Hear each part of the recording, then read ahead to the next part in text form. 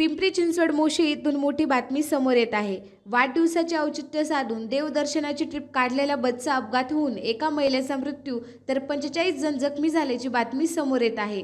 योगेश बबन तळेकर यांनी आपल्या वाढदिवसाचं औचित्य साधून मोशी व डुडुळगाव येथील आपल्या प्रभागातील नागरिकांना देवदर्शन घडावं यासाठी तळेकर यांनी तुळजापूर येथील देवदर्शनासाठी 8 ते 9 बसेसमधून 400 ते 500 नागरिकांची ट्रिप काढली होती. या ट्रिपमध्ये तरुण-तरुणींनी व ज्येष्ठ नागरिक या ट्रिपमध्ये सहभागी झाले होते. ही ट्रिप आनंदात तुळजापूरच्या दिशेने निघाली. तुळजापूर येथे सर्व नागरिकांनी तुळजाभवानी मातेचे दर्शन घेतलं. त्यानंतर सायंकाळी देवदर्शन करून 6 वाजण्याच्या सुमारास पुण्याच्या दिशेने बस परतत असताना बसवर काळाने घाला घातला आहे. तुळजापूर येथील घाटात बस वळणावर आली आणि तेव्हाच बसवरील ड्रायव्हरचा ताबा सुटला आणि बस पलटी झाली.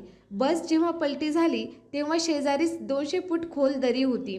त्या दरीत सुदैवाने बस गेली नाही, त्यामुळे मोठी जीवितहानी टळली आहे. परंतु या अपघातात मोशी येथून एका महिलेचा मृत्यू झाला आहे. तर या अपघातात ड्रायव्हर व एका प्रवासी महिलेची प्रकृती चिंताजनक आहे. तर 45 इतर प्रवासी धाराशिव व तुळजापूर येथील रुग्णालयात उपचार घेत आहेत.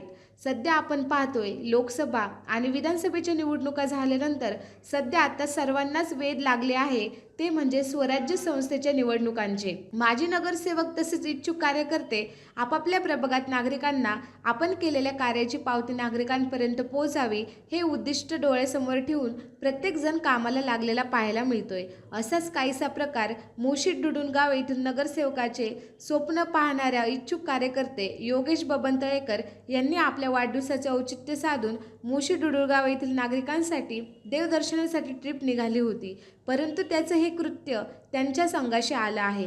कारण त्यांनी जी देवदर्शनासाठी ट्रिप काढली होती त्या बसचा अपघात होऊन त्यातील एका महिलेचा मृत्यू झालाय तर 45 जण जखमी झाले आहेत.